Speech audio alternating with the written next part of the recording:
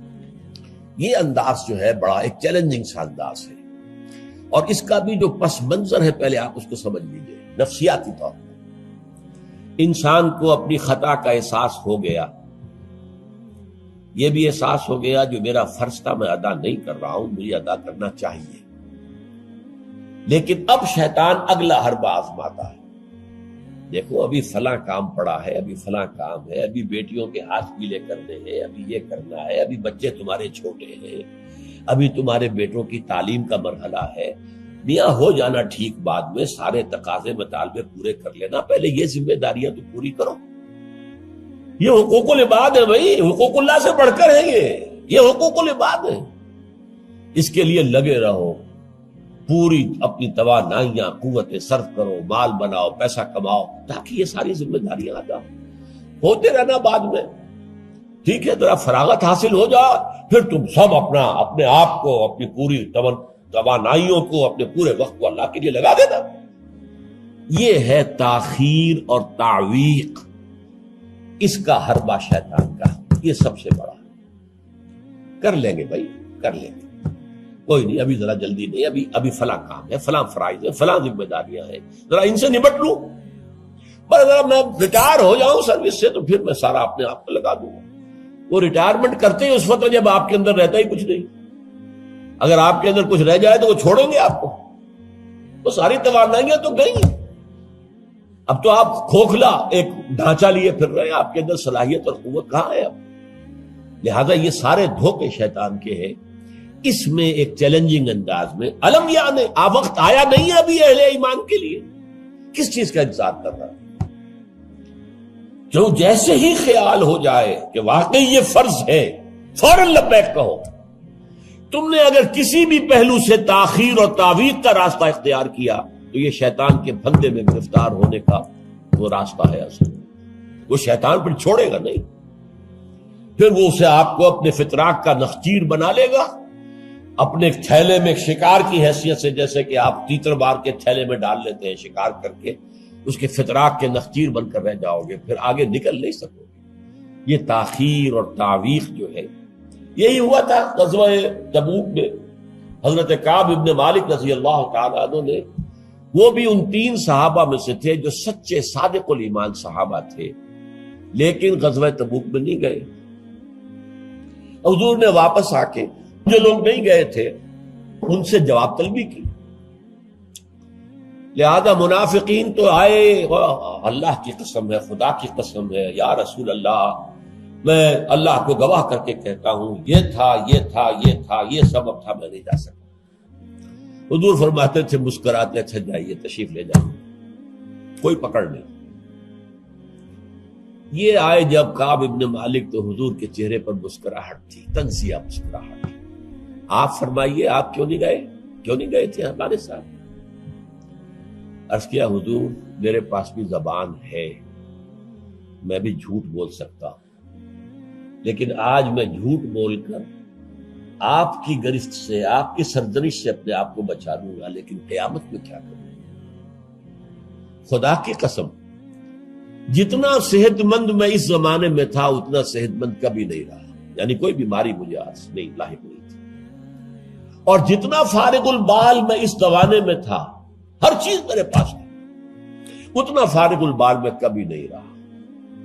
لیکن حضور میرے نفس نے مجھے پٹی پڑھائی کہ حضور تو جائیں گے نا 30,000 کا لشکر لے کر، اس کی تو ایک خاص رفتار ہوتی ہے، تیز رفتاری سے تو نہیں جا سکتا، اور تمہارے پاس ہے بڑی مضبوط تکڑی اونٹنی ہے، تمہارے جو ناقہ ہے تمہاری وہ تو بہت جو ہے قوت والی ہے، لہذا ابھی 2-3 دن چلنے دو لشکر کو، پھر تیزی کے ساتھ دوڑا کر اپنی اونٹنی میں جا کے مل جائے۔ ہر روز صبح مجھے یہی نفس جو ہے پٹی پڑھاتا رہا کہ اچانک ایک دن میں نے محسوس کیا کہ اب تو چاہے میں کتنا ہی تیز دوڑ لوں آپ کے ساتھ نہیں مل سکتا، بس میں رہ گیا بیٹھ، اب جو صدا دوں۔ یہ ہے تاخیر اور تعویق۔ انہیں سزا دی گئی، مقاطعہ، کوئی شخص اس سے بات نہ کرے۔ 3 صحابہ کا معاملہ ہے، یہ سورہ توبہ کے اندر تفصیل سے آیا ہے۔ اور صحیح بخاری کی طویل ترین احادیث میں سے پڑھنے کے قابل ہے کہ انہوں نے کیسے بیان کیا اپنے پورے معاملے کو، یہ نفس کیسے دھوکہ دیتا ہے۔ ابھی چند دن اور مدینے کے اندر اپنے نخلستان کی ٹھنڈی چھاؤں کے اندر آرام کر لو، چند دن اور، بھائی جانا ہے، بہت دور جانا ہے، تبوک جانا ہے، کوئی یہ 2 دن میں تو نہیں پہنچ جائے گے حضور، پھر دوڑ کر پکڑ لینا، ساتھ چل مل جانا۔ یہ دھوکہ شیطان کا، یہ دھوکہ نفس کا، یہ ہے الم یأن للذین آمنوا ان تخشع قلوبہم لذکر اللہ وما نزل من الحق۔ یہ سب کچھ تم نے 15 آیتیں اگر سورہ حدید کی پڑھ کر بھی تم نے اپنی گردن نیچے کر کے اپنے دل کو نہیں ٹٹولا تو اور کون سی ہدایت آئے گی، کہاں سے آئے گی؟ 15 آیتیں سورہ حدید کی پڑھ کر بھی، تو کیا ابھی وقت نہیں آیا اہل ایمان کے لیے؟ کس کا انتظار ہے، کس چیز کا انتظار؟ الم یعن للذین آمنوا ان تخشع قلوبہم لذکر اللہ وما نزل من الحق۔ کیا وقت آنے گیا اہل ایمان کے لیے کہ ان کے دل جھک جائیں اللہ کی یاد میں، اور جو کچھ حق میں سے نازل ہوا، ما نزل من الحق، یہ پورا قرآن الحق، اس میں سے جو یہ آیات نازل ہوئی ہیں یہ تم نے ابھی سن لی ہیں، پڑھ لی ہیں، اس کے سامنے بھی دل نہیں جھکیں گے تو کب جھکیں گے؟ اس پر بھی اگر دل نہیں پگھلے تو کب پگھلیں گے؟ اس پر بھی اگر دل میں کوئی عزم اور ارادہ پیدا نہ ہوا کہ اپنی جان لگا دینی ہے، کھپا دینی ہے، ان صلاتی و نسکی و محیایا و مماتی للہ رب العالمین، اس پر بھی نہیں ہوا تو کب ہوگا؟ اور کون سی ہدایت آئے گی؟ فبأي حدیث بعدہ یؤمنون، اس قرآن کے بعد اور کون سی چیز کے یہ منتظر ہے جس پر یہ ایمان لائیں گے؟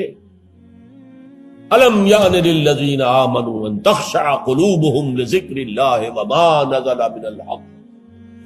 اور جیسا کہ میں نے تمہیدی جو میرا بیان تھا ان صورتوں کے بارے میں، اس میں عرض کیا تھا ان میں اہل کتاب سے خطاب نہیں ہے، اہل کتاب کو نشان عبرت کے طور پر پیش کیا گیا۔ دیکھو مسلمانوں، تم سے پہلے بھی ایک امت تھی، معمولی امت نہیں تھی، وہ امت جسے قرآن سند دے رہا ہے 2 دفعہ سورہ بقرہ کے اندر صرف، یا بنی اسرائیل اذکروا نعمتی التی انعمت علیکم وانی فضلتکم علی العالمین، اے بنی اسرائیل یاد کرو میرے اس احسان کو جو تم پر ہوا، میں نے تمہیں تمام جہان والوں پر فضیلت دی تھی۔ وہ قوم، وہ امت، امت موسیٰ، اس امت کو کتنی کتابیں دی گئی، تورات انہیں دی گئی، زبور انہیں دی گئی، انجیل انہیں دی گئی، امت تو ایک ہی ہے۔ یہ حضرت مریم اسرائیلی نہیں تھی کیا؟ تو چاہے باپ حضرت عیسیٰ کا کوئی نہیں ہے لیکن وہ حضرت مریم کے بیٹے ہیں، اسرائیلی، یہ اسرائیلی نبوت ہے جو چلی آ رہی ہے، حضرت موسیٰ اور ہارون سے شروع ہوئی ہے 1400 برس قبل، اور حضرت عیسیٰ اور یحییٰ پر آ کر ختم ہوئی ہے۔ یہ سلسلہ نبوت کا، سینکڑوں نبی آ گئے 1400 برس میں، تو آپ اندازہ کیجئے اتنی بڑی امت، لیکن اس کا حال کیا ہوا؟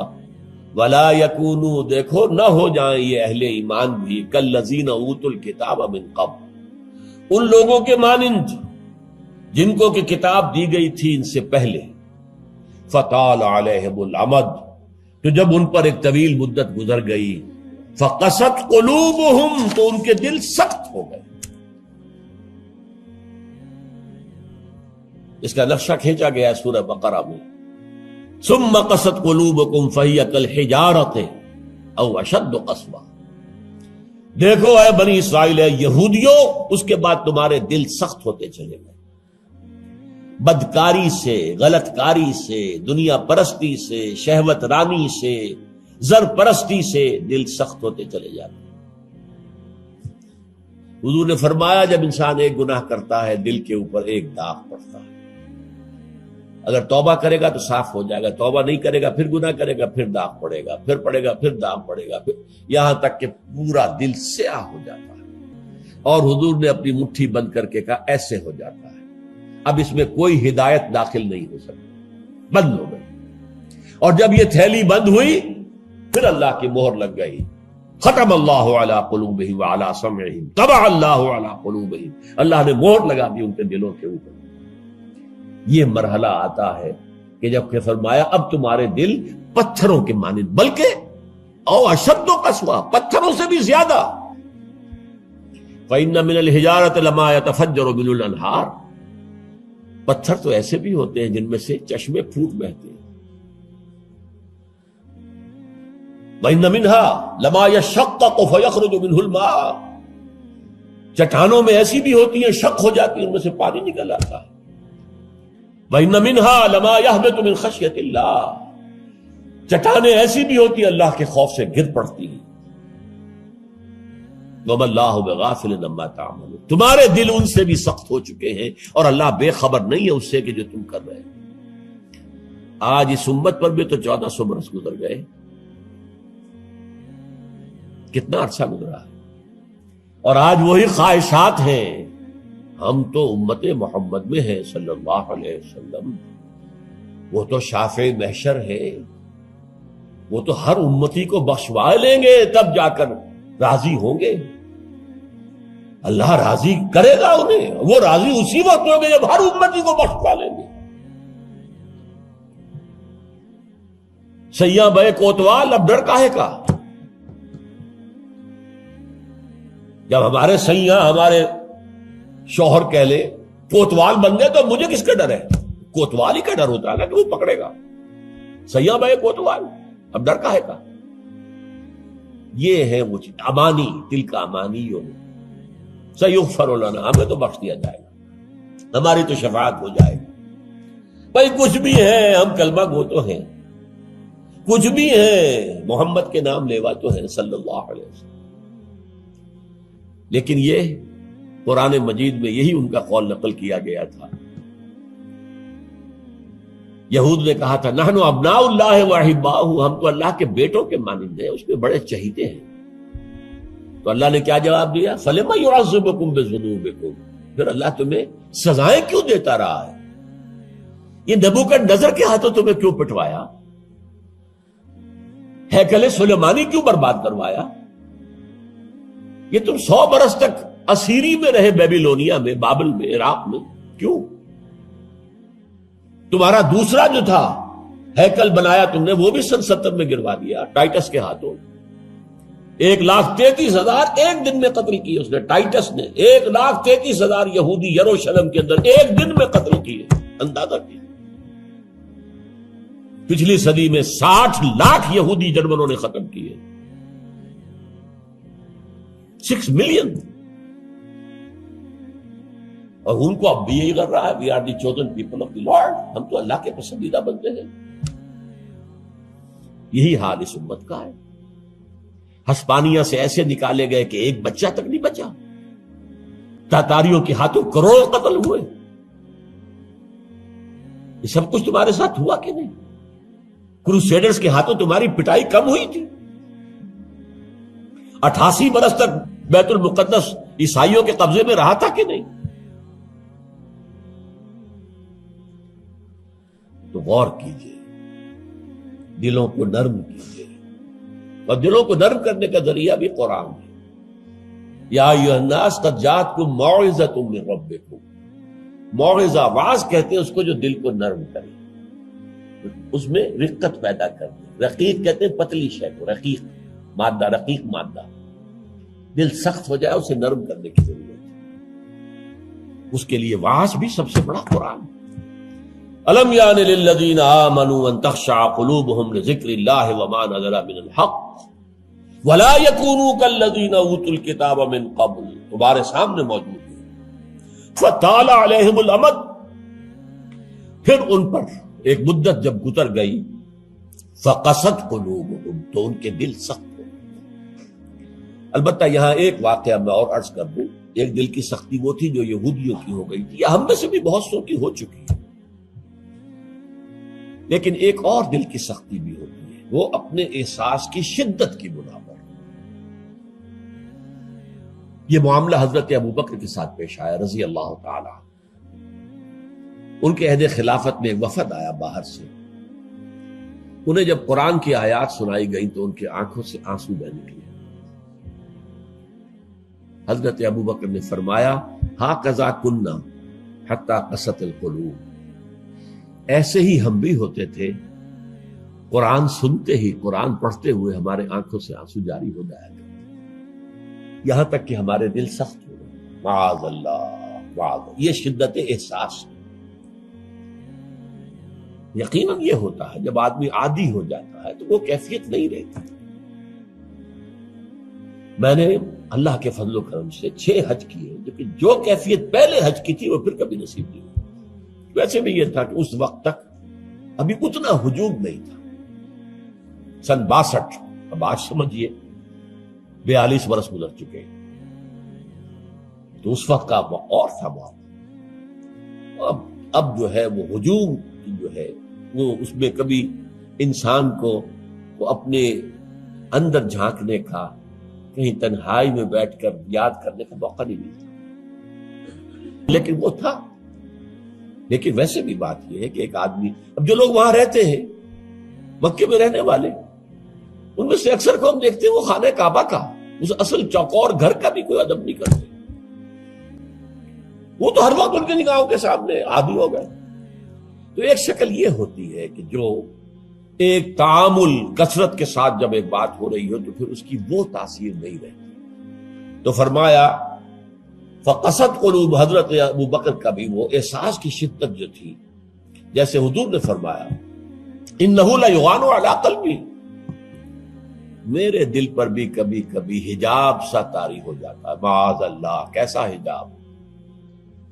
اب اس حجاب کے لفظ سے دھوکہ نہ کھا جائیے کہیں، ایک حجاب میرا اور آپ کا ہے، ایک حجاب محمد رسول اللہ صلی اللہ علیہ وسلم، کہ وہ جو اللہ کی طرف توجہ کی انٹینسٹی ہے، انٹینسٹی اس میں تھوڑی سی کمی بھی ہو گئی تو اسے آپ حجاب سے تعبیر کریں۔ ہمیں تو وہ کیفیت ہی میسر نہیں ہو سکتی، لیکن اس انٹینسٹی کے اندر، یہ لفظ انٹینسٹی انگریزی کا بار بار بول رہا ہوں، اس کی شدت، لیکن شدت کے لفظ کے اندر جو ہے وہ اتنا مفہوم نہیں آتا جتنا انٹینسٹی کے لفظ میں۔ وہ انٹینسٹی جو ہے اس میں ذرا سی کمی ہوئی، حضور پریشان ہو گئے۔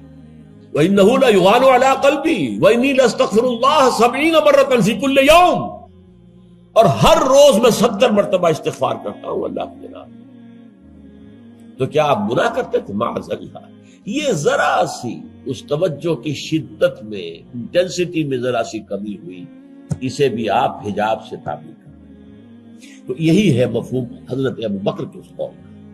لیکن ایک ہے قساوت قلبی، معصیت کی وجہ سے، دنیا پرستی کی وجہ سے، نفس پرستی کی وجہ سے، زر پرستی کی وجہ سے، شہرت پرستی کی وجہ سے، اقتدار پرستی کی وجہ سے، یہ پرستشیں جو ہے یہ جو دل کو سخت کرتی ہیں تو وہ پتھر اور چٹان سے زیادہ سخت ہو جاتا ہے۔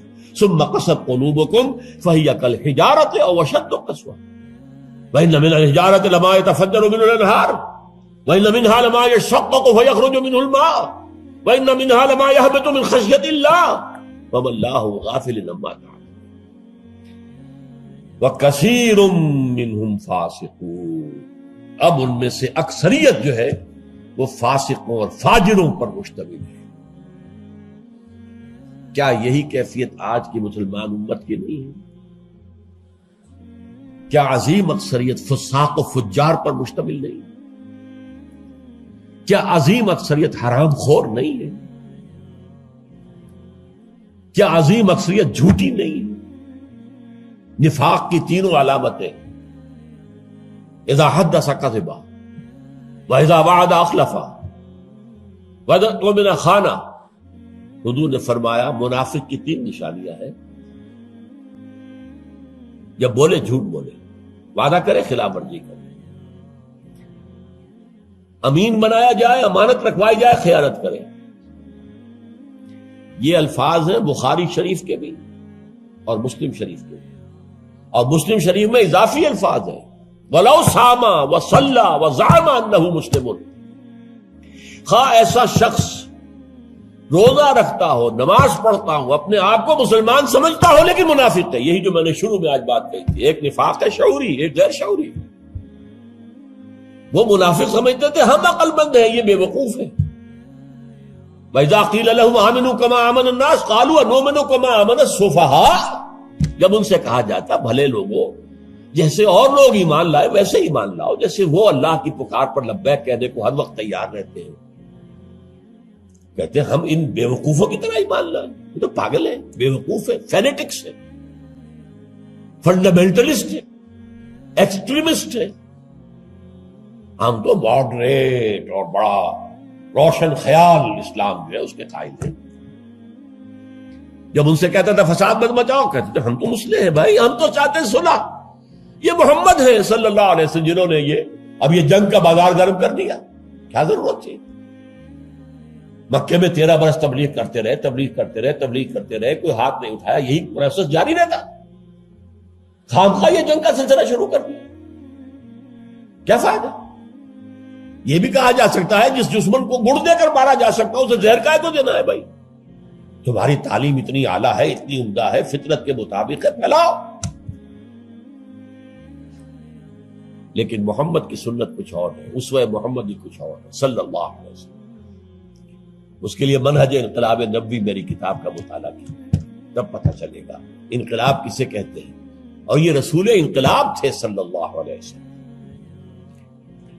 بہرحال کثیر منہم فاسقون، جو بات کہی گئی ان اہل کتاب کے لیے اس وقت، آج وہ ہم پر راست آ رہی ہے۔ اللہ تعالی ہمیں اس سے نکلنے، توبہ کرنے، اللہ کی جناب میں سر جھکانے، اللہ کی کتاب کے سامنے سر جھکانے کی اللہ تعالی ہمیں توفیق۔ میں مدینے چلا، میں مدینے چلا، میں مدینے چلا، میں مدینے چلا، میں مدینے چلا، میں مدینے چلا، میں مدینے چلا، میں مدینے چلا، پھر کرم ہو گیا، میں مدینے چلا، پھر کرم ہو گیا، میں مدینے چلا۔